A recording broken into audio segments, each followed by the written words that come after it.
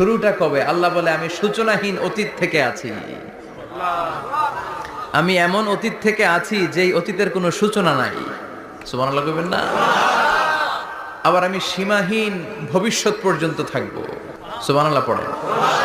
এমন ভবিষ্যৎ যেটা সীমা নাই, এমন অতীত যেটা শুরু হয় নাই, তিনি হচ্ছেন আল্লাহ। চিল্লায় বলেন তিনি কে?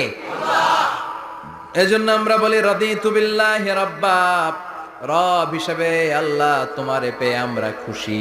এজন্য আমাদের ইবাদতের সব জায়গায় এই রবের নামের গুণগান আছে না নাই? আমরা যখন রুকুতে যাই আমরা পড়ি সুবহানা রাব্বিয়াল, আবার যখন আমরা সিজদায় যাই আমরা পড়ি সুবহানা রাব্বিয়াল আ'লা।